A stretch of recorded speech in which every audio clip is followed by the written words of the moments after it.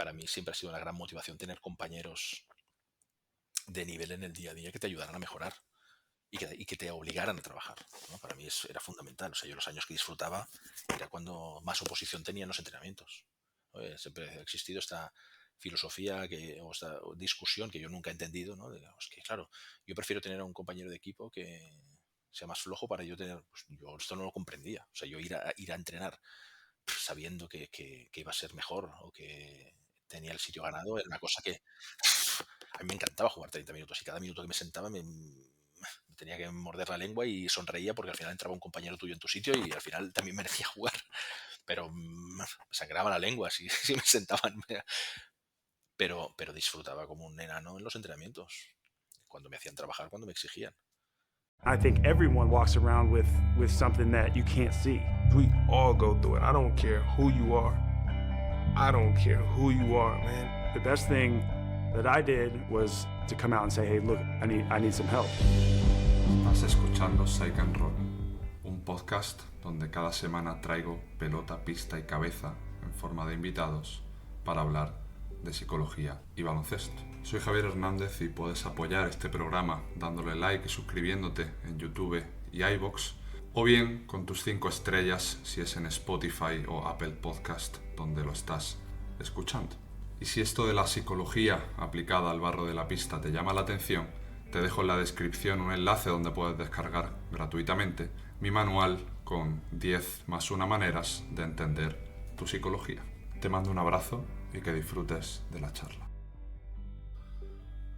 Ferran Laviña, bienvenido a este Psych and Roll número 66 en este frío y lluvioso viernes, por lo menos aquí en Granada. ¿Cómo estás? ¿Qué tal? Muy bien, aquí en Barcelona también un poquito lluvioso, creo que menos que allí en Granada, pero bien, estoy bien. Gracias por invitarme y por esta bienvenida. Estábamos comentando ahora fuera de micro, nos ha puesto tu amigo y compañero allí en San Josep, Tony Rojas, nos ha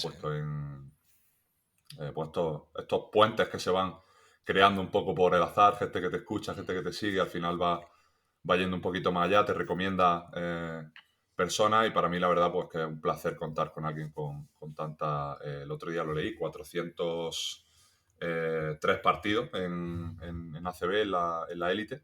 Unos cuantos. Aproximadamente, o sea, que son unos cuantos, se puede ver, si los comparamos con un Pedro Martínez, ¿no? Que lleva ya más de 1000 como Bueno, ese es entrenador, otro nivel. pues obviamente quedamos todos se ha pasado el juego. a la altura del betún, exacto, quedamos a la altura del betún, pero Sí.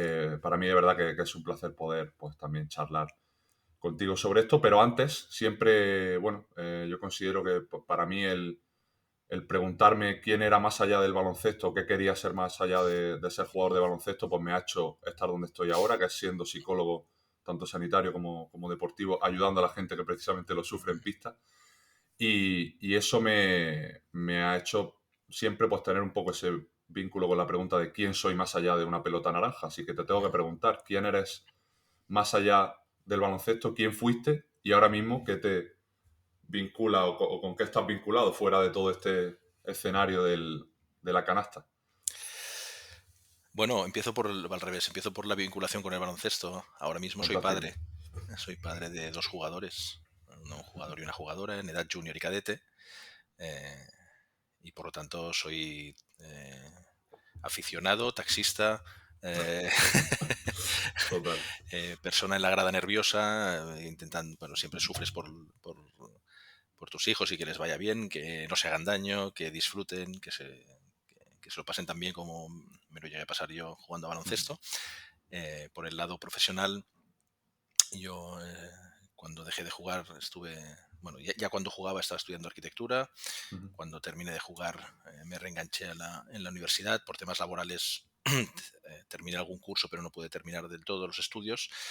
Pero sí que es cierto que a nivel familiar, nosotros tenemos un despacho familiar, una empresa familiar, es un despacho de arquitectura, Uh-huh. y entré a trabajar, a echar una mano a mis padres, mi hermana y mi mujer, que son los que trabajan en el despacho.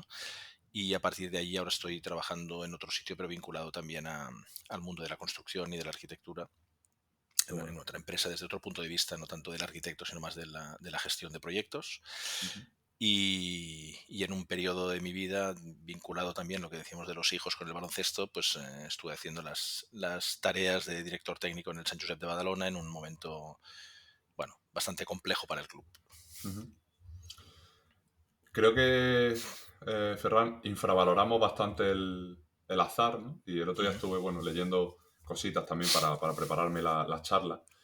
Y precisamente tiene un gran impacto en tu azar la figura de tu mujer, por lo que pude leer, en tanto en cuanto pues, se anuló un entrenamiento de fútbol y tú Eso es una acabaste, anécdota, eso es una anécdota que explicamos siempre, o que he y tú acabaste explicado. vinculado a este mundo un poco por... Bueno, sí, siempre lo exageramos, estas cosas siempre las exageramos un poco para que queden Sí, más pues, bonitas. queda bien Pero para el bueno, sí, marketing. no, yo lo supe a posteriori, eso, yo me he enterado a Ya. posteriori, no. Ah, vale. Sí, bueno, mi suegro, el padre de mi mujer, esto todo queda en familia, Ujú. era entrenador en mi colegio de baloncesto, de hecho es el entrenador del equipo de mi hermana. Vale. Eh, y bueno, pues yo jugaba a fútbol y a baloncesto, hacía los dos deportes, hacía extraescolar de fútbol sala y de baloncesto. Y nada, pues había un día lo típico que hacía el Barça pruebas para incorporar jugadores y yo me apunté a estas pruebas de fútbol. Era un día que bueno, pues, llovió y se suspendieron y se aplazaron para otro día. Y por lo que me cuentan, pues parece ser que mi suegro se enteró y por lo que me dicen se montó un partido amistoso para que coincidiera o que hubiera una coincidencia y que tuviera que Vale, elegir. vale. Y finalmente yo, en un alarde dijéramos que de un poco de exageración por mi parte y de sobrevaloración mía, dije Ajá. que bueno, que en un partido de fútbol con mucho podía meter 5 o 6 goles, como cosa normal, y que en Claro. baloncesto podía meter 30 o 40 puntos y que por lo tanto me gustaba más el baloncesto. Y elegí el baloncesto. Pese a todo, en realidad a mí siempre me había gustado más el baloncesto, pero bueno, pero hacía las dos cosas y igual había ese riesgo, ¿no? De que el hecho del Barça y de unas pruebas te pudiera iluminar, igual habría Claro. cambiado, igual habría cambiado el camino, ¿no? Pero bueno, en realidad de Vale. fondo siempre el baloncesto era el deporte que había jugado mi padre algo, mi hermana jugaba y yo cuando jugaba baloncesto en la escuela la veía a ella, yo llevaba el número 8 porque era el número que llevaba mi hermana. Ujú. Bueno, pues al final el baloncesto era lo que yo veía en casa o lo que tenía más cercano también. Claro. ¿Fue eso lo que te iba llenando el tanque de gasolina para, en tus palabras, pese a no haber deslumbrado nunca en Mm, lo físico y luego mm, pues tardas en dar el estirón, tardas en mm, ser un jugador que podía mm, empezar a hacerse un hueco en ligas profesionales? mm. ¿Fue ese faro un poco, o también el contexto familiar, lo que te fue dando alas de, independientemente de tener más facilidades o Mm. menos, pues intentar ser el mejor jugador que podía ser, o por lo menos esforzarme para disfrutar más del camino? Nunca tuve la ambición de ser el mejor de... Simplemente yo Vale. he tenido una educación en la cual el esfuerzo formaba parte de lo normal. Mis padres, Ujú. al tener también un, entre comillas, negocio propio, pues si es trabajar el fin de semana, se trabaja el fin de semana. Si yo el fin de Claro. semana me pasaba el sábado o el domingo en su oficina, en su despacho, porque tenían trabajo, pues lo hacía. Entonces, mm, yo siempre he visualizado el trabajo como un esfuerzo, como que hay que dar el máximo Ujú. y por lo tanto yo creo que esto para mí era innato. Entonces sí que es cierto, como tú comentas, que por ejemplo a nivel de minibásquet era un jugador que destacaba porque pues tenía facilidad y bueno, pues hacía muchos puntos y tal, pero luego físicamente me quedé muy pequeño, no crecía hasta la edad junior. Entonces en Ujú. infantil y en cadete era muy pequeño físicamente. Ya. Entonces, de hecho, yo fui a la selección catalana mini y luego ya no volví nunca más. Eh, Nunca más fui a ninguna convocatoria porque es que físicamente era imposible, era inviable. ¿No? Yo Ya. cuando jugaba no sufría porque yo me lo pasaba bien, pero no podía competir. Me Ujú. costaba mucho. Y eso me obligaba a esforzarme más. Pero yo no perdía las ganas de jugar y la motivación y seguía trabajando. Sí que pienso que esos años de dificultad a la que hice el cambio físico y pude competir me ayudaron a tener muchas más armas, a valorar mucho más todo lo que significa el trabajo y a mantener mi filosofía o mi forma de ser y de ser un jugador trabajador, implicado y con ganas de aprender y mejorar. Todavía a día de hoy, para mí lo básico es seguir aprendiendo cada día. Claro. Y siempre lo he visto así, siempre he entendido las dificultades como una motivación para mejorar. Y por Claro. lo tanto, bueno, pues sí que es verdad que esos años fueron complicados porque bueno, yo quería competir, quería jugar y pues igual jugaba menos minutos, igual igual cuando jugaba pues no podía hacer según qué cosas, no podía destacar, o los contrarios pues eran superiores a mí, y eso evidentemente me frustraba, pero a la vez me motivaba para mejorar. De hecho, cuando alguna vez jugaba poco, que mis padres casi nunca se habían metido en nada, Ujú. pero alguna vez sí que había una racha que jugaba pocos minutos y le decían al entrenador, "Oye, va todo bien, está todo bien", dice, sí, sí, sí, es el que más trabaja, es el que mejor entrena, pero ahora mismo no puede competir. Entonces, cuando llegan Claro, los partidos, mm, bueno, pues cuesta que pueda jugar más minutos. claro. Ahora que tú estás metido en temas de cantera, estás Mm. contactando con el deporte de formación, ¿cuánto de No, bueno, importante... sí, bueno, digo, he Claro. estado ahora mismo, pero Claro. sí, sí, Ujú. pero muy metido, sí. ¿Cuánto de importante crees que es también como hacer ver a ciertos jugadores que ese esfuerzo, ese día a día, quizá no va a tener consecuencia a corto plazo de jugar minutos, pero es la única manera de, pues, lo primero, de disfrutar de ese sufrimiento un poco, de esas dificultades, y lo segundo, pues de mejorar en un proceso pues, más amplio, como pueden ser los 5 6 7 8 años de una etapa formativa, pues si cogemos desde Alevina Junior, por ejemplo, que sería lo más general. Bueno, y para mí es el punto clave. Ujú. Es decir, tampoco quiero hacer de abuelo cebolleta, no es cualquier tiempo pasado fue mejor, no, Ujú. ahora estamos mejor que hace unos años porque tenemos más posibilidades de hacer cosas, pero también es cierto que un poco la percepción desde el punto de vista de los que ya somos un poco mayores es que las cosas ahora mismo son muy inmediatas y muy fáciles.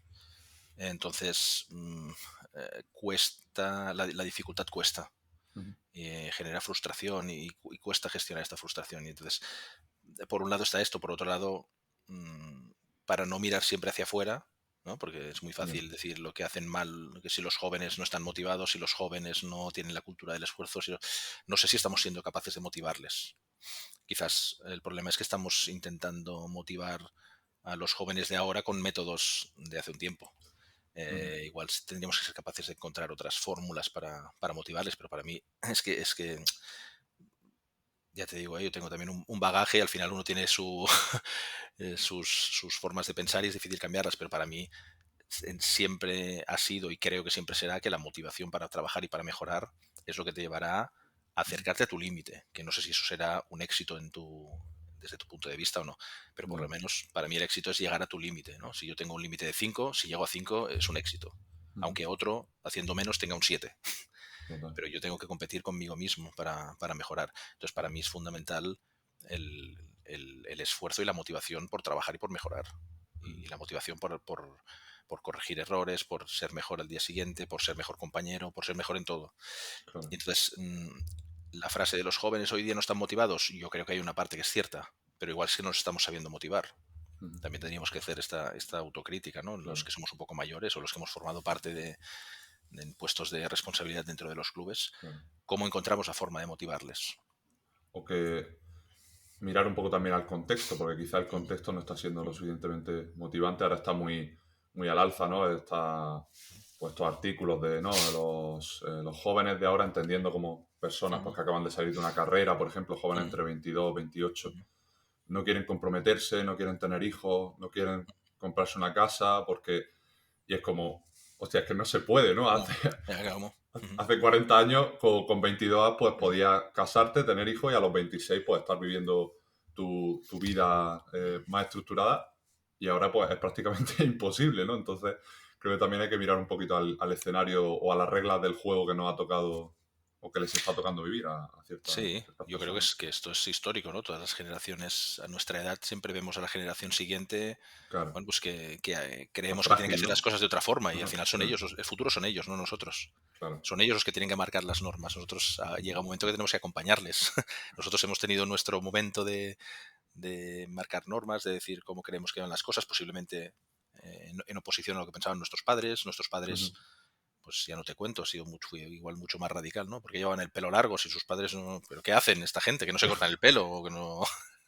Bueno, pues claro, eso, pues este tipo de cosas siempre generacionalmente ha ujú, existido este choque. Entonces, yo claro, soy muy reacio a pensar que los jóvenes son no sé cómo. Hay jóvenes que sí, otros que no, pero somos capaces de transmitirles nuestra experiencia sin imponerles nuestra experiencia. ahí está, Sí, es un poco ahí está, el punto. Pero para mí, pese a los matices de cada generación y de cómo son las cosas y lo que dices tú del ujú, entorno y de lo que pasa alrededor, eh, somos capaces de transmitirle nuestra experiencia, que al final es lo que les queremos transmitir, de una forma que ellos estén motivados, que les motive y que sean capaces de coger lo que les interese.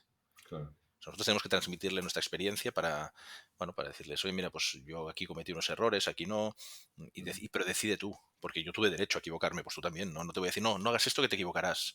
Claro. Bueno, pues igual tenemos que estar más acompañando y no en sus errores, porque todos los hemos cometido y todos los cometeremos, si no, no aprendemos.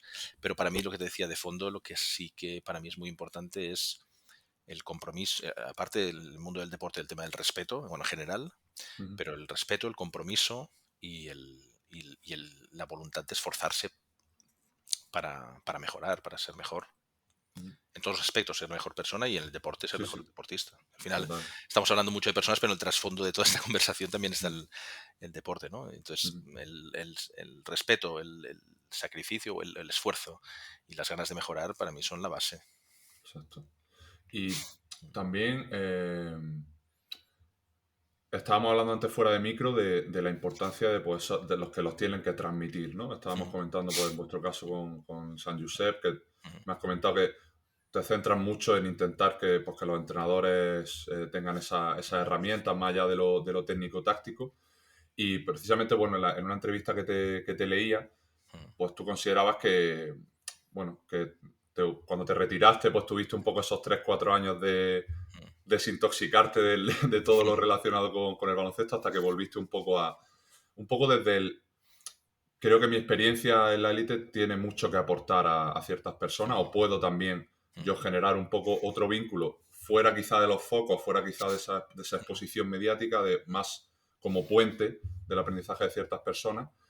Y me contabas que, bueno, que también es parte de tu motivación.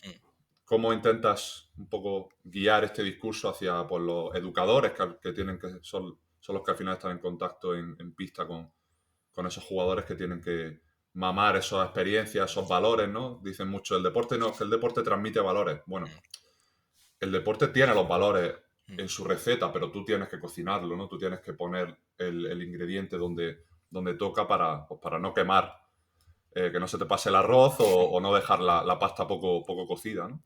Y que no se transmiten solos. Ahí está, Que la exacto, no frase es está, algo el deporte automático. transmite valores. ¿Así? Sí. ¿Cómo? El Pues oxígeno, ¿no? Por sobre todo ósmosis, a claro. través de la gente que forma parte del deporte. Ahí Y está. por lo tanto el papel de los formadores es fundamental. Los entrenadores y todo lo que rodea a un club, entrenadores, preparadores, ayudantes, son fundamentales para transmitir estos valores a los jugadores y a las jugadoras. Al final, yo creo que es muy importante que entendamos que en todos los clubes en general, hablo también de los más profesionales, pero sobre todo desde el punto de vista más de club amateur, como era mi posición, hay un tema de formación personal o formación personal dentro del mundo del deporte o educación de estos jugadores que también nos corresponde y también tenemos esta responsabilidad. Somos parte de su formación personal y de su educación. Entonces, el deporte puede transmitir unos valores, pero no es el deporte quien los transmite. Es tu club, las personas que lo forman, los padres, los hermanos, los compañeros y sobre todo las figuras más representativas o que tienen más influencia sobre ti, que pueden ser los entrenadores, los ayudantes, los preparadores. Entonces, formar a estas personas para que puedan transmitir los valores que tú crees que tu club debe tener es fundamental. Entonces, es muy importante incidir sobre jugadores y jugadoras y está muy bien porque es muy importante para ellos, pero al final la transmisión más directa y la que puede llegar más y la que puede extender más el mensaje es la del formador. Aquí chocas como comentábamos también antes, con un problema que es el deporte profesional. El formador forma cuando puede. Entonces tú puedes estar formando a un entrenador que igual en un año, por sus estudios, tiene que empezar a estudiar pues a 100 kilómetros y por las tardes y deja de entrenar. Entonces tú estás formando a un formador, pero este formador no puede transmitir el mensaje porque no puede, porque tiene otras prioridades que no se lo permiten. Vale. O por lo que sea, pues por un motivo laboral, tiene que dejar el equipo. Entonces por eso es muy importante que esta formación de los entrenadores sea parte de la idiosincrasia del club y que cualquier entrenador que entre, entrenadora que entre en el club, pues pueda tener estas armas. Lo que pasa es que también es cierto que esto es una voluntad que al menos yo durante todo el tiempo que estuve la tenía, pero que es muy difícil de llevar a cabo porque el día a día, la Ujú. dedicación que tú puedes tener y la cantidad de situaciones distintas que aparecen, bueno, pues son complejas. El hecho de que el director técnico o el director deportivo o la persona al cargo también sea una persona amateur, Ujú. hace muy difícil poder ejecutar todas estas cosas. Claro. Entonces te puedes apoyar en gente, ¿no? Lo que comentábamos antes, que nos puso en contacto Tony. Pues Ujú. Tony es una persona que en el Sant Josep de Badalona, por ejemplo, de forma absolutamente altruista, está dedicando muchas horas para echar una mano a nivel de salud mental, pero Ujú. ya no solo para poder dar un apoyo puntual o regular a un jugador o jugadora, sino para también poder echar una mano, que es lo que muchas veces hablábamos él y yo, de poder echar una mano a los formadores, que al final Eso. son Ujú. los que también pueden transmitir mejor todos estos mensajes. Entonces, poder ayudarles y acompañarles también es muy importante, ¿no? Temas de comunicación, de cómo se tienen que comunicar con Ujú. jugadores y jugadoras, sobre todo en las edades más tempranas, cuando tienen un problema en el equipo porque no acaba de funcionar alguna cosa, no deportiva, sino de conexión, Ya. cómo hacer frente a estos problemas, ¿no? Entonces, Ujú. que un club pueda tener eh, estas armas o estas opciones es muy importante. Lo que pasa es que ahora Ujú. mismo es totalmente voluntario y voluntarista y depende del tiempo que le pueda dedicar a alguien Claro. que crea en este proyecto. Ujú. ¿Cuál era un poco tu función en tu etapa? No sé si era coordinador. Coordinador técnico es como Hmm. lo he conseguido leer. Pensaba que aún seguía metido en ese mundillo, por eso a veces estaba hablando en presente, pero ahora, como me comentaba antes, está más como taxista, ¿no? Y como, y Sí, ahora como sí, agente espectador en la grada. sí, hacemos la broma del ¿Cuál fue un florido poco ahí. tu experiencia en este No, aspecto yo un estuve poco? 4 años en el club. En teoría, yo entré para echar una mano y dije que como mucho estaría un par de años, porque por temas Vale. laborales en aquel momento podía hacerlo y al final lo alargamos porque la situación del club fue muy compleja. Bueno, el cargo oficial no sé cuál sería, director técnico, y Ujú. aparte llevaba la coordinación de los equipos masculinos. Ujú. Teníamos otra persona, al principio era Óscar, que llevaba la coordinación del minibásquet y de la escuela de básquet, y Gerard, que llevaba el femenino. Luego ellos lo dejaron porque también era muy absorbente y muchas horas, y entró Ricard también para llevar el femenino. Ahora es Vidal Sabaté, que lleva la dirección técnica. Bueno, Ujú. obviamente ha habido movimiento. Claro, mi labor, ¿cuál era? No te sé decir, porque al final era un poco todo, todos hacíamos todo. Entonces era un poco de todo. Ujú. En teoría era una labor más de marcar directrices técnicas Ujú. y a nivel de coordinación como director técnico del club, y a nivel de coordinación de los equipos masculinos más llevar el día a día del funcionamiento de los equipos, ¿no? Apoyo a Ujú. los entrenadores, tema de gestión individual de los jugadores, de que creíamos que era mejor para este jugador a nivel de entrenamientos, unos entrenamientos con un equipo, otros entrenamientos con otro, Vale. partidos. Bueno, entonces esta gestión más administrativa, y también teníamos gente Ujú. dentro del club que echaba una mano, pero más a nivel de coordinación de equipos masculinos. Lo que pasa Ujú. que al final, con lo que te digo, es un club amateur, y pues si había que cambiar redes, pues con Miquel, que estaba en el club, pues nos íbamos y íbamos al pabellón y quitábamos la red vieja y colgábamos una nueva. Si había que Apagando hacer fuegos, ¿no? gestiones, pues un poquito. Constantemente como se Y si podía. un padre, que aunque no estuviera en la junta o en la dirección técnica o en la parte técnica, pues le pedíamos que nos echara una mano, pues nos echaba una Ujú. mano. Entonces, al final, como te digo, entiendo que en todas partes, yo conozco mucho el deporte aquí en Cataluña, es muy asociativo al final, el deporte amateur, se pagan unas cuotas para cubrir lo justo y necesario para que los jugadores jueguen, y detrás hay mucha gente haciendo muchos esfuerzos y mucho sacrificio y mucha dedicación. Ujú. Entonces, dentro de esta posición de dirección técnica, sí que por mi experiencia más profesional intentaba ver si podíamos poco a poco intentar introducir algunas cosas que no nos convirtieran en un club profesional, porque era absolutamente inviable, pero sí que nos poder encontrar cosas que, cambiándolas un poco, pudiéramos acercarnos a un funcionamiento un poquito más profesional, Claro. ¿no? Y por eso también hablamos de tener un área de salud potente, ¿no? Intentamos dotar de un mínimo presupuesto, o a Ujú. veces también con sponsors, a un área de salud potente, ¿no? Que tuviéramos una persona a nivel médico, que también era un tema voluntario, que una vez por semana pudiera atender al fisio y a algunos jugadores o jugadores que estuvieran lesionados, pero que hubiera un fisioterapeuta que tuviera un sueldo mínimamente digno para poder dedicar las horas que creemos conveniente y poder tratar. Y esto Ujú. sí que se mantiene. Bueno, pues que gente como Tony nos ayudaran en la parte más psicológica, más de salud mental. Entonces, intentar montar una estructura a nivel a nivel de salud, ¿no? El área de salud que lo llamamos, ¿no? Que puede haber un directivo responsable para intentar darle un poquito más de cuerpo, siempre desde el punto de vista voluntario, intentando buscar a ver si con sponsors, pues por tema de material o para poder tener Claro. más dedicación, podíamos darle un poquito más de fuerza, pero sí que pensábamos que en ese sentido el club podía mejorar. Ujú. Vamos a hablar un poquito más de ti, Ferran, y voy a ir hacia atrás.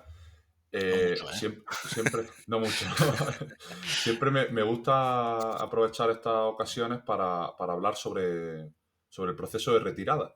Ujú. Y porque creo que, bueno, pese a que he tenido episodios específicos para comentar sobre eso, creo que es interesante pues, ver pues, cómo alguien ha salido, o sea, ha empezado a hacer un hueco fuera de todo lo que define el baloncesto, que al final pasas de un día para otro a que te defina pues tu porcentaje en triple, la cantidad de rebotes que coges o las camisetas que has vestido, y hasta el día siguiente pues simplemente eres una persona más, ¿no? Esto lo decía, por ejemplo, Ben Wallace en un documental, que al final pues todo el mundo te llama, todo el mundo estás por redes siendo el más famoso, el que más un poco refuerzo social recibe, hasta que pues ya, y ahora mucho más con lo efímero que es todo a nivel de información, pues se acaba perdiendo todo en el camino, ¿no?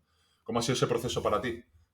Metiendo un poco la arquitectura a nivel familiar, a nivel de estudios, siempre teniendo claro, ¿tenías claro que querías luego dedicarte a eso o ha sido algo que te has dado tu tiempo, ¿no? Para generar esas bases después de dejar el mundo del baloncesto. Sí, no, mi idea siempre había sido esta.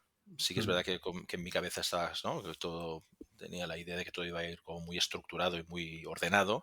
Y luego, bueno, pues el día a día te lo desordena todo un poco. La vida te pone en su sitio. Exacto, ¿no? Dices, no, igual cuando termine esto, empiezo esto y tal, pim, pam, y todo va a ir, Claro, todo todo va a ir cuadrado y va a ir perfecto y no, y luego hay altibajos y hay, y hay situaciones. Sí que dentro del mundo del baloncesto, pese que a mí es un mundo que me apasiona y que siempre tengo el gusanillo de acercarme, ¿no? Es una cosa que al final la tienes dentro, eh, pero sí que tenía la idea de que había formado parte de mi vida la dedicación exclusiva, ya no solo tuya, sino al final de toda tu familia, porque todo acaba girando un poco alrededor de esto, ¿no? Yo me voy a Fuenlabrada cuando salgo del Juventud y me voy a vivir a Madrid durante 3 años fantásticos en los que estamos súper a gusto y muy bien, pero significa pues que mi hijo de 2 años, mi hija recién nacida, nos vamos para Madrid, a mi mujer que estaba trabajando deja de trabajar. Además, primera vez que sales del Sí, contexto sí, Cataluña, primera y ¿no? única, sí.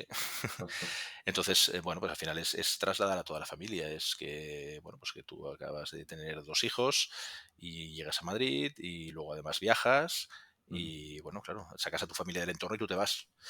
Y luego aparte, pues tu familia que está aquí y que la tienes muy cercana, ¿no? Como te he dicho, al final nuestra familia está muy, muy unida por el tema también laboral, pues nos vemos Claro. prácticamente cada día, pues de golpe desapareces y además cuando acabas de tener dos hijos pequeños, con lo cual, Ujú. claro, pues los abuelos, imagínate, pues claro, todo esto se rompe porque tú profesionalmente tomas una decisión y entonces el mundo de tu familia gira un poco alrededor tuyo.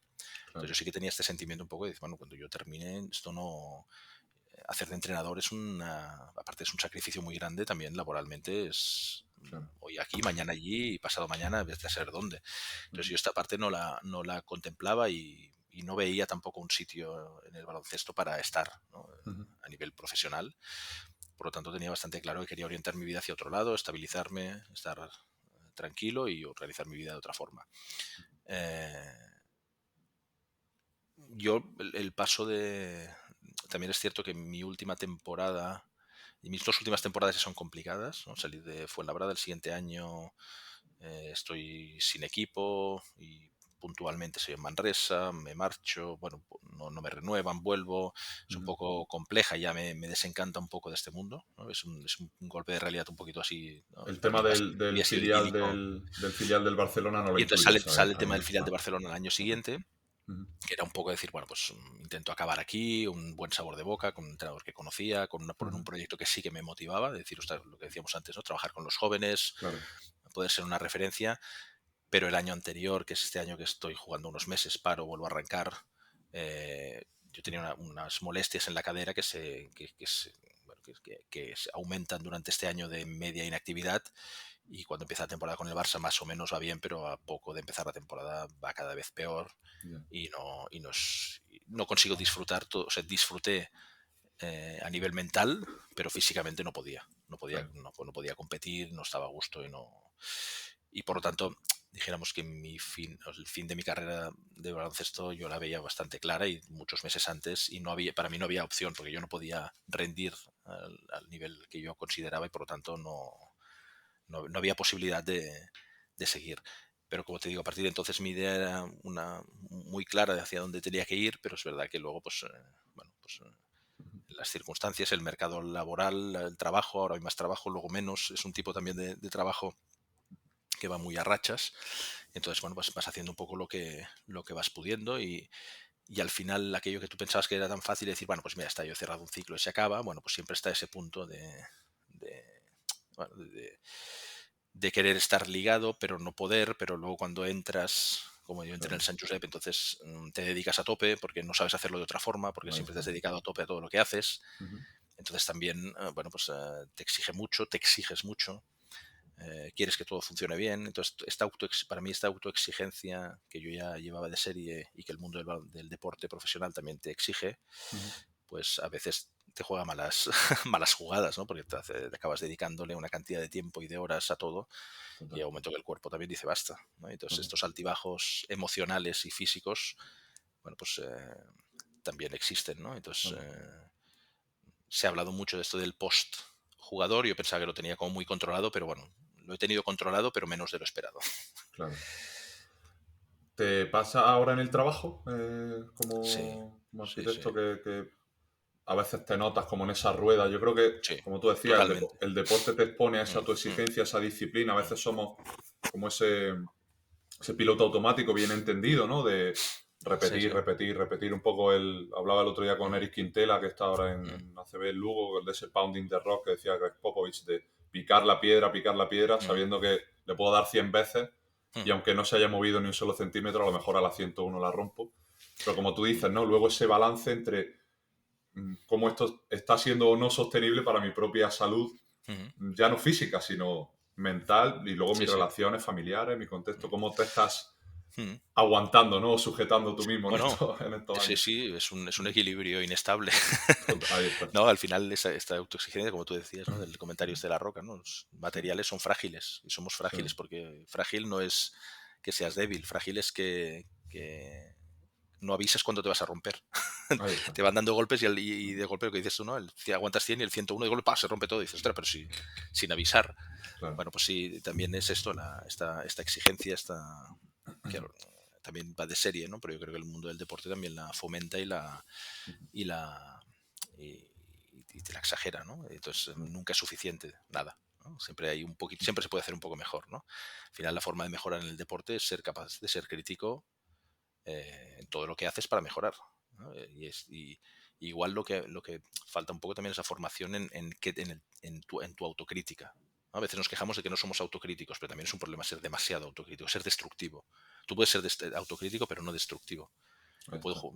Yo viendo un partido mío nunca jugaré bien, en el sentido de que siempre habrá algo que corregir. Pero una cosa es asumirlo y decir, oye, he hecho un buen partido, pero además esto lo podría mejorar, ¿no? Entonces, llegar a este punto de esta capacidad no es fácil, ¿no? Decir, estoy contento con lo que he hecho, pero puedo mejorar. Las cosas o cuando no sale bien, asumo que las cosas no han salido bien y miro cómo mejorar, ¿no?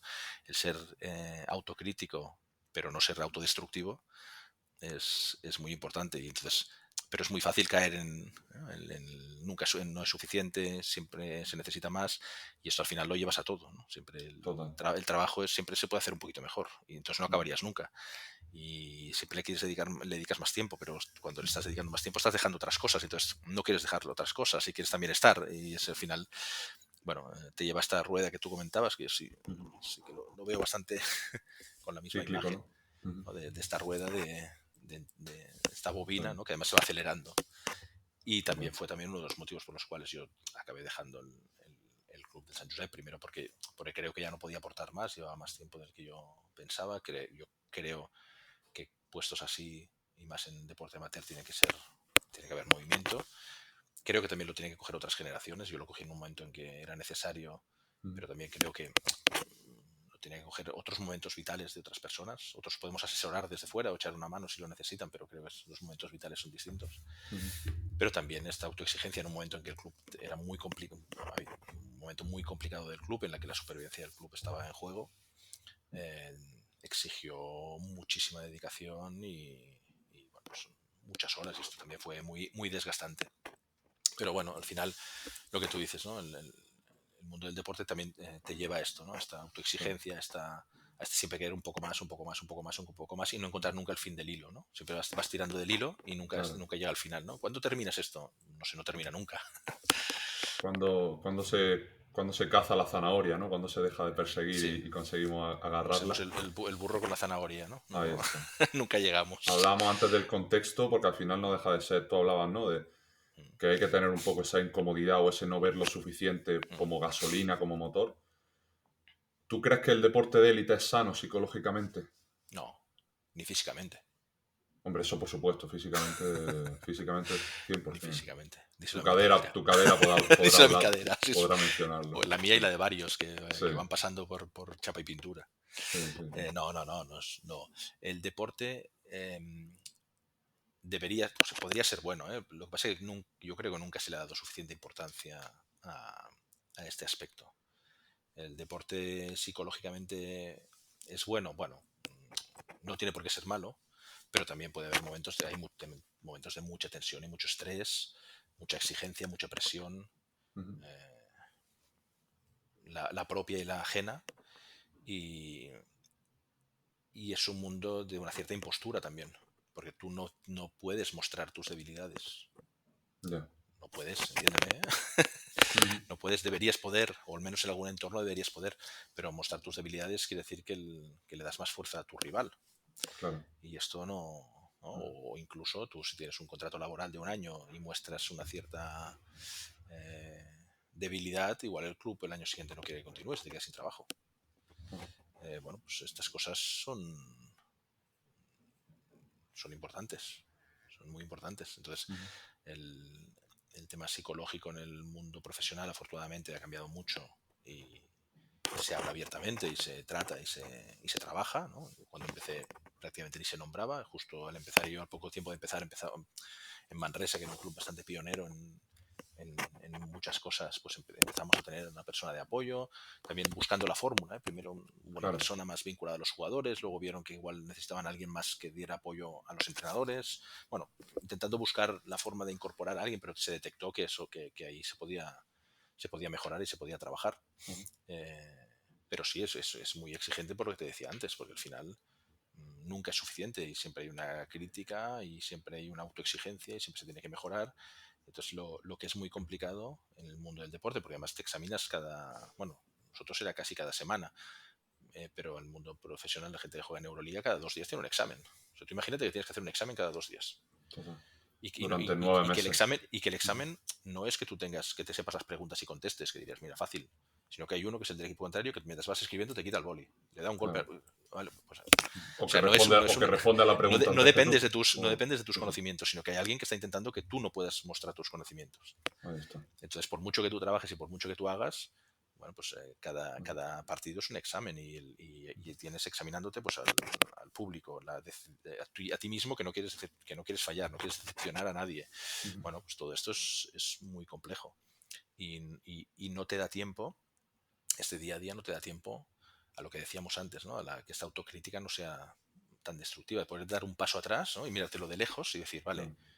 igual está en un momento que no salen las cosas, voy a mirármelo tal, voy a asumir que no pasa nada, que las cosas Ujú. ahora no están saliendo y que ya saldrán y que voy a seguir con una base, con un trabajo para que llegue un momento que esto salga adelante, o al revés, o cuando las cosas van bien, no cargarte de euforia, mirarlo desde la distancia diciendo, vale, esto está bien, pero Ahí está. no tengo que dejar de hacer aquellas cosas que me han llevado hasta aquí. Todas estas cosas, afortunadamente, se trabajan mucho más ahora, pero son las cosas que hacen poco sano mentalmente el deporte Total. profesional. Has mencionado 2 factores que para mí son clave y que también intento inculcar pues, con la gente con la que trabajo, que es el tomar distancia de aquello que a veces me tiene tan dentro de mi cabeza, tanto para bien como para mal. Igual perjudicial puede ser el exceso de euforia que el exceso de esa autoexigencia destructiva.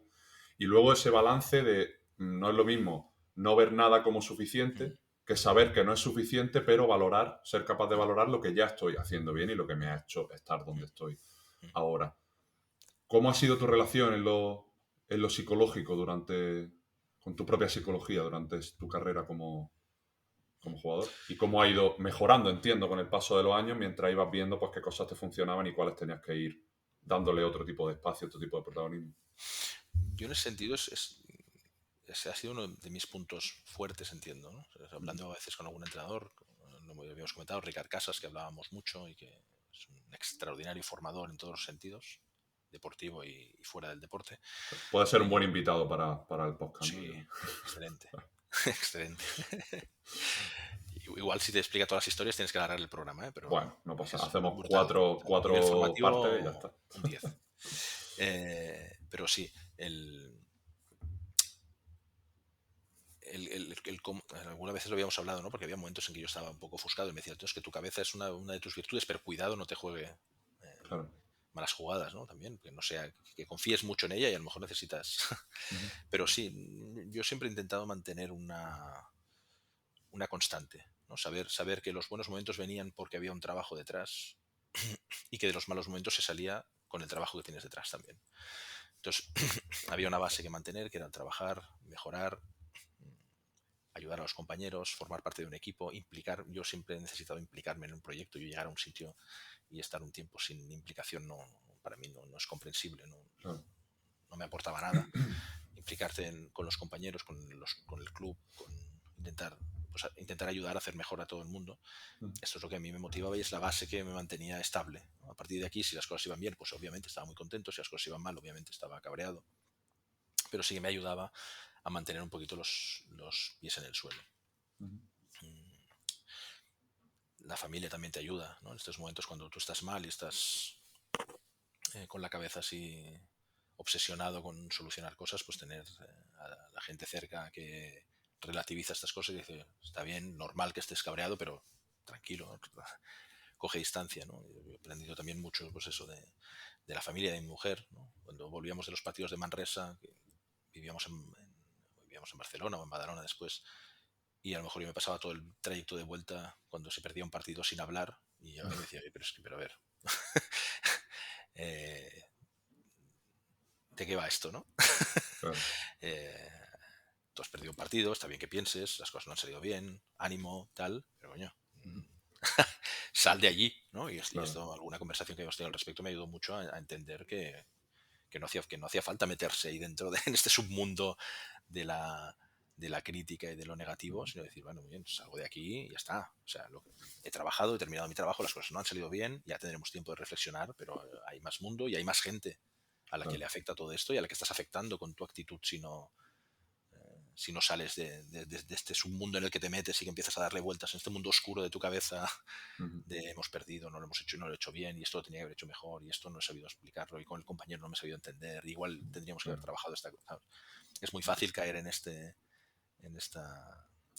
dinámica, ¿no? Y el tener gente cerca que te dice, oye, que las cosas no han salido bien, pero ánimo, que estamos contigo, pero tío, sal de allí y vamos a desconectar un poco y vamos a otra historia y luego ya todo el apoyo para que cuando toque lo trabajes, pero ahora desconecta, ¿no? Pues esto también es de las cosas te van enseñando la gente a tu alrededor para salir de ahí. Entonces, bueno, pues lo que te decía, al final, resumiéndolo, que para mí el tener una base que era esto de implicación, trabajo, solidario con los compañeros, bueno, pues es la base que para mí era lo imprescindible y lo que te mantiene en el suelo. Y luego, bueno, pues habrá momentos en que las cosas salen mejor o salen peor, pero lo que te vuelve la estabilidad es eso, ¿no? Cuando te sube mucho porque te va muy bien, sí, pero no dejes de trabajar, porque lo que te ha llevado hasta tener este momento bueno es haber trabajado, y cuando las cosas iban mal, y tranquilo, porque estás trabajando, por lo tanto ya llegará el momento. Totalmente. ¿Era una persona expresiva en ese aspecto con tus demonios cuando te encontraban mal? ¿O tuviste que aprender un poco a...? Bueno, yo creo que No, también el factor hombre deportista de élite, baloncesto, se juntan mucho, hay muchos condicionantes que hace que, pues, lo que a veces tienes que forzar, no mostrar esa debilidad, como hemos hablado antes, con rivales, incluso con tu propio entrenador, un entrenador que ve esa fragilidad, esa vulnerabilidad, aunque pensemos que no, también le va a condicionar a la hora de tomar ciertas decisiones, de oye, ¿cómo se puede tomar Javi que lo saque ha faltado un minuto cuando lleva 0 de 9 en triples y me ve con la cara de pues, a punto de romper a llorar, por ejemplo, Y tú ¿no? estás ahí, en cambio, poniendo cara de, no, voy a salir, que lo voy a hacer bien. Claro, está intentando forzar algo que no es real. Creo que también la manera en la que nos comunicamos y en consecuencia comunicamos ciertos problemas, ciertos momentos de, pues, desde el vaya mierda de día llevo a, pues, qué asco de partido, pero ya no puedo hacer nada, me voy a centrar en disfrutar de esta cena, disfrutar de esta película y ya está, es lo único que me puedo encargar, o disfrutar del tiempo con mi hijo y con mi pareja, ¿no? ¿Cómo ha sido ese trayecto tuyo de contarte las cosas de manera diferente y contárselas también a los demás, aprender también a no tragártelo todo, a soltar antes de agarrar demasiado fuerte? Eso lo llevo bastante mal, ¿no? Yo soy bastante, en este sentido, muchas veces consideras que no tienes por qué, ¿no? Molestar a los demás con tus, con tus Con disquisiciones tu mierda, mentales ¿no? y tus problemas, ¿no? Entonces esto también es un problema, porque decíamos antes de la fragilidad, ¿no? Al final eres frágil porque vas tragando, tragando, tragando hasta que llega un día que ¡pum! Todo, Total. Ujú. entonces explotas, ese día explotas. Y eso ha pasado también. Ha habido días, no muchos, por suerte, ya te digo, lo he llevado bastante bien, pero Ha sí sido que ha habido bastante días estable. en que han sido complicados. Yo recuerdo un día fue, la verdad, fue catastrófico. Al terminar un partido que más habíamos ganado. Ujú. Pero fue en plan de decir, buah, descargarlo todo y salir todo ahí y estar media hora cerrado en el vestuario llorando solo, sin poder parar y sin entender el porqué. El porqué. Claro. Simplemente era que mi primer año fue muy complicado, fue muy complejo, las Ujú. cosas no salían bien, te cargabas de responsabilidad, no veías la forma, intentabas hacer muchas cosas y no podías. Era un momento en que intentabas abarcar igual muchas cosas y me ayudó a simplificar, a intentar no abarcar tanto, pero en aquel momento intentabas abarcar mucho porque no funcionaba nada, en el equipo no iba bien, personalmente no era un año que me fuera bien a nivel deportivo. Entonces llega un momento que, bueno, cuando más o menos las cosas un día funcionan y dices, golpe, te cae todo, ¿no? Y dices, Claro. ¡buah! Y haces una descarga y Ujú. dices, ¿qué está pasando? ¿No? Y simplemente estabas descargando toda la tensión que llevas acumulada de meses. Ujú. Pero ya te digo, he tenido la facilidad de estar en sitios donde he tenido gente con la que he podido compartir a nivel deportivo, a nivel dentro de los equipos, estas sensaciones que te ayudan a soltar un poco de lastre, y luego a nivel familiar también. Tengo mucha suerte en ese sentido de poder, bueno, pues expresar, pese a que tú vas tragando mucho, pero vas soltando algunas pequeñas dosis de toda esta tensión. Pero al final sí que es cierto que creo que es un perfil bastante generalizado, ¿no? Que acabamos explotando en momentos ya de no poder Total. absorber más, ¿no? Lo que decías antes del banquillo del 0 de 9 y de poner buena cara, al final el deportista es un farsante. Te están mintiendo, sí. Es un jugador de póker, ¿no? Total. Tú siempre lo que demuestras de caras afuera es que lo tienes todo controlado y que lo sabes hacer todo, aunque no lo sepas. Claro. Tienes que jugar también con esa psicología y con esa... Porque si, como tú dices, si al rival le demuestras que tú no sabes hacer algo, te va a atacar por allí. Tal cual. Ujú. ¿Era algo que comunicabais entre los jugadores? El de puertas para adentro, esa rigidez psicológica a la que a veces teníais que estar No, expuesto, era algo que simplemente pues no, se no. convivía con ello y ya está. Había veces que tenías compañeros que tenían malos momentos y también pues los convivías. No, era simplemente encontrar gente en tu entorno con la que poder expresarte con tranquilidad, ¿no? Y Pero con, más fuera, pues, ¿no? Entiendo del... sí, pero también dentro del equipo. Había Vale. gente pero no era tanto el expresar que psicológicamente A o B, sino Ujú. simplemente cuando tú ibas cargando, ¿no? Toda esta bobina Ya. de sensaciones, poder y tener un compañero cercano o un entrenador o un ayudante o un preparador, ¿no? Ujú. Los fisios son grandes confesores, ¿no? El momento de vendarte los tobillos Totalmente. o de hacer un Claro. tratamiento porque te duele no sé qué, Sí. allí si hubiera cámaras saldrían Sería un vídeos buen terribles, documental. salieran Totalmente. vídeos terribles, Ujú. porque bueno, pues siempre necesitas poder encontrar a alguien con quien Ujú. ir soltando, ¿no? Un poco de lastre, y a veces también piensas que en la Total. familia pues tiene que asumir algunas cosas, pero tampoco quieres estar todo el día Constantemente. quejándote, ¿no? Entonces, alguien del entorno es importante. Entonces, por eso muchas veces también es muy importante tener dentro de los equipos unión entre los jugadores bueno, para que también exista esa pequeña confianza para poder decir, "Ostras, pues mira, estoy mal por esto, no estoy bien por este Claro. tema", o incluso, ¿no?, cuando llega a un nivel de confianza alto que tú puedas detectar en un compañero y decir, ¿qué pasa, tío? ¿Qué te pasa? Ahí está. Algo pasa, que se te ve algo que no... Ujú. Y poder tener esta fluidez de comunicación para poderla expresar. A nivel de club y de entrenadores siempre cuesta más, porque al final son los que toman las decisiones sobre tu presente y sobre tu futuro. Entonces tienes que tener mucha confianza. Yo he tenido la suerte de que he tenido entrenadores con los que he tenido mucha confianza y he tenido la facilidad de poder hablar con ellos sin ningún tipo de problema, pero entiendo que no es lo habitual y lo No común. es lo habitual, exacto. ¿Cómo fueron esos inicios, Ferran, de abrirte hueco en esa, en ese Rey León, ¿no? Lleno de hienas, ¿no? Que buscaban, pues, derrumbarte? ¿Cómo fue esa autoexigencia que luego llegas al momento de decir, joder, es que puedo, ¿no? Puedo hacer esto pese a haber pasado sin pena ni gloria por las etapas de formación? Que de hecho te diré que hay cada vez más estudios que desvinculan el ser buen jugador en formación con el luego dedicarte a nivel profesional y viceversa. Es decir, los jugadores que luego no tienen tanto impacto en categorías inferiores luego pueden llegar a tener su momento idóneo pues, para desplegar todo ese tipo de comportamiento. ¿Cómo fueron estos inicios tuyos hasta que ya encuentras aquello que te define, ¿no? En vez de intentar abarcar todo, pues un poco ir simplificando, como tú decías, en el buen sentido, hasta que ya eso te hace mantenerte y sobrevivir pues tantos años en la élite. Yo lo viví con mucha naturalidad, la verdad, porque nunca esperé nada. Simplemente intentaba hacerlo lo mejor posible y Ujú. igual esto posiblemente me ayudó, ¿no? Igual había Seguro. gente que tenía como mucha presión o mucha autoexigencia de que quería llegar a un sitio. Yo siempre he explicado la misma anécdota de lo que decía yo. Los años de infantil y cadete físicamente no podía competir. El año de junior de primer año es cuando yo pego el estirón y a partir de ahí es cuando físicamente paso a ser un jugador que jugaba de base, pero medía 1,90 m.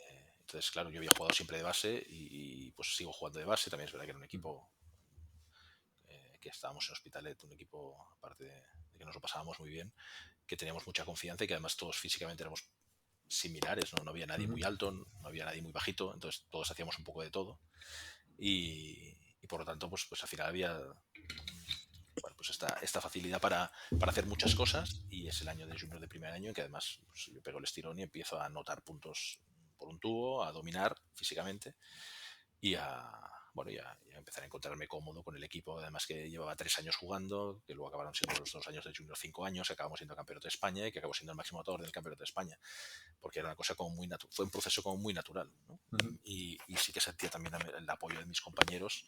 Bueno, entiendo que porque yo siempre había sido una persona constante en mi trabajo, ellos valoraban mi esfuerzo y por lo tanto cuando a mí me fueron bien las cosas, yo siempre tuve la sensación de que se alegraban, Qué guay. ¿no? Entonces eso también es muy confortable y te Ujú. lo hace todo muy cómodo. Pero yo siempre recuerdo que en el año de junior pasamos un mal momento, el año junior de segundo año, y este típico día de preparación física que el preparador físico hace de psicólogo y dice, hoy no vamos a hacer físico. ¿Qué pasa? ¿Qué está pasando? Y él nos quería hacer ver, ¿no? Nos quería hacer ver una situación que nos decía, bueno, pues que es el último año de junior, estamos para ser un equipo para competir, para estar arriba en Campeonato de Cataluña y poder ir a un Campeonato de España. No se os ve motivados, las cosas están saliendo mal y os estáis viniendo abajo. ¿Qué esperáis del futuro? ¿No? ¿Qué esperáis hacer en el futuro? Y yo porque me decía, ¿tú el año que viene, por ejemplo, qué piensas que harás? Y yo, bueno, pues yo ya iba algún día con el senior y dije, pues estar aquí con el senior y pues tener algunos minutos. Y yo iba con el senior a entrenar y no jugaba, estaba en el banquillo viendo los partidos y alucinaba con los ojos como platos viendo los partidos. Y cuando había algún resultado que me permitía jugar un minuto, ¡buah!, alucinaba. Y para mí eso era el sumum. Y que era la segunda nacional de entonces. Y bueno, pues yo decía, pues seguir aquí en el senior y tal. Y hubo un compañero que dijo, ostras, pues a mí me gustaría poder trabajar y algún día tener el objetivo de llegar a jugar en ACB. Y yo me descojonaba. Pensaba, ¿pero qué dice este? Y me mira, decía, pero que no he visto quién somos. Somos nosotros. ¿Qué ACB ni qué historias? Y al cabo de 6 meses yo estaba haciendo la pretemporada con Chichi Creus Qué fuerte. en Manresa. Entonces, claro, para mí no era una cosa que tuviera planteada, fue una cosa como muy natural. Entonces yo entré en Manresa también de forma muy natural para jugar en el segundo equipo, que es donde había jugadores de mi generación o de un año más. Iba a entrenar de vez en cuando con el equipo ACB, al año siguiente ya iba más tiempo a entrenar con el equipo ACB, al año siguiente me dijeron de ir cedido a Gijón para tener minutos y empezar a jugar en LEP, y el año siguiente fue mi primer año ya en ACB, que fue complicado porque bueno, pues jugaba muy pocos minutos, porque jugaba de base, estaba Román Montañez también de base, estaba Chichi Creus en su último año, que jugaba 35 minutos por partido, y Román y yo nos repartíamos los cinco restantes. Claro. Y a partir de ahí, bueno, pues vas trabajando y van llegando oportunidades y las cosas van, por circunstancias, van saliendo. Pero te digo, nunca fue un objetivo. El objetivo siempre era intentar, bueno, pues un pasito más y un pasito más. Ni Y yo siquiera en estaba muy esos natural. momentos donde ya te viste allí, ¿no? Ya te viste No, dentro, ni siquiera ahí, ¿no? Empezaste tenía la a... ilusión de estar en el equipo y tenía la ilusión, es decir, cuando este año que digo que jugaba pocos minutos, acaba el año y el club pues no tiene claro qué hacer conmigo porque había jugado muy poco, pues porque confiaban en que Román Montañez, que además es un jugador formado desde cantera allí, estuviera en el primer equipo, pues tenían dudas de tener a dos bases jóvenes, no iban a tener para fichar a alguien. Claro. Entonces había dudas, y ahí fue cuando llegó Manuel Comas y me recicló más en la posición de 2, decir, bueno, pues yo quiero que te quedes porque es un tío trabajador, es un tío que sé que no me va a dar problemas, que además vas a ayudar, que el equipo pues nos vas a dar tal, pero yo te reciclaría más en la posición de 2. Y yo decidí que allí me quedaba. En aquel momento, además, aquel año la temporada empezó con Pere Capdevila, que era el 2 titular y campeón de liga 2 años antes, lesionado. Y dice, bueno, aquí tienes un hueco de minutos mientras Pera no vuelve hasta Navidad. Y empecé jugando poco, pero terminé jugando minutos, y al final de aquella temporada, bueno, pues acabamos bajando de categoría, pero yo jugué bastantes más minutos de los previstos, y ahí donde el LEP pues ya cojo más protagonismo, y ya la dinámica ya lleva a que sea un jugador mucho más protagonista. Pero en aquel momento yo, hombre, tenía la ilusión de estar, y yo no quería irme. Yo quería seguir con ese sueño para adelante, ¿no? De poder estar algún día estable en un equipo ACB. Pero no era una cosa que sin la cual no pudiera vivir. Claro. ¿Cómo buscabas luego esos factores para mejorar? Cuando ya sabías que estabas estable en la liga, obviamente, cuando empezamos a trabajar en algo, pues el crecimiento inicial es como decir, joder, es que de un año para otro, pues he mejorado esto, he mejorado lo otro, es como mucho más visible, ¿no? Hay más, sobre reaccionamos un poco más a eso. Pero luego, obviamente, el crecimiento se mantiene, ¿no? O se estabiliza, y dicen que lo difícil no es llegar, sino mantenerse. ¿Cómo buscabas tú esos puntos de dolor de todavía puedo mejorar un poco aquí, todavía puedo mejorar un poco allá, esto lo puedo cambiar, desde esa autoexigencia cada vez más constructiva y cada vez más sana dentro de lo insano de todo el escenario, como hemos hablado antes? Bueno, al final, esa parte del mundo profesional sí que te ayuda. Es decir, si no evolucionas, si no mejoras, ya en el día a día tu equipo, y si no el fin de semana el otro, te pega una colleja y te despierta. O Total. sea, aquí el mundo profesional sí que te ayuda. Es decir, si bajas un poco, te pisan, te pasan por encima. Entonces, esa motivación estaba en el poder competir. Y lo que pasa es que sí que es cierto que dentro de eso, para mí siempre ha sido una gran motivación tener compañeros de nivel en el día a día que te ayudaran a mejorar. Claro. Y que te obligaran a trabajar, ¿no? Para mí eso era fundamental. O sea, yo los años que disfrutaba era cuando más oposición tenía en los entrenamientos. Siempre ha existido esta filosofía o esta discusión que yo nunca he entendido, ¿no? Es que, claro, yo prefiero tener a un compañero de equipo que sea más flojo para yo tener... Pues yo esto no lo comprendía. O sea, yo ir a entrenar sabiendo que iba a ser mejor, o que O tenía que el iba a sitio jugar ganado, era 30, no sé ¿no? qué. O que... A mí me encantaba jugar 30 minutos, y cada minuto que me sentaba me tenía que morder la lengua y sonreía, porque al final entraba un compañero tuyo en tu sitio y al final también merecía jugar. Pero me sangraba la lengua si me sentaban. Total. Pero disfrutaba como un enano en los entrenamientos, cuando me hacían trabajar, cuando me exigían. Y yo recuerdo entrenamientos con nuestro compañero y amigo Jesús Cilla, que allí en Manresa, que era un tío súper trabajador y que te exigía al máximo y que trabajaba y tal, que llevábamos por la mañana a entrenar y hacíamos físico, y luego hacíamos algún entrenamiento de pista que era típico. Habías jugado el fin de semana, llegaba el lunes, que era en plan, bueno, vas a tomar la semana con calma, y a la que descansabas un momento te pasaba por encima y tenías que estar ahí, y todos decían, joder, macho, ¿cómo os habéis machacado los dos en el entreno hoy? Y yo salía de ahí disfrutando como un enano. Total. ¿Sabes? Y todas estas cosas y luego valoras a tus compañeros por eso, ¿no? Hostia, es que gracias a eso tú eres mejor. Entonces tu compañero te hacía mejor. Y los otros, ya te digo, miraban desde fuera y decían, vaya, estos dos están zumbaos. Y decían, no, es que si no me pongo este tío, este no va a parar. Entonces esta motivación también la tenías en tu día a día, y son los compañeros los que te ayudaban también a motivarte, y el fin de semana si no, porque ya te digo, te pegaban una colleja el contrario de turno y ahí sí que entonces sufrías, ¿no? Entonces era más un tema preventivo, ¿no? Si no quiero sufrir el fin de semana, voy a trabajar y voy a seguir intentando mejorar, porque si no, Exacto. luego el fin de semana ya sabes qué pasa.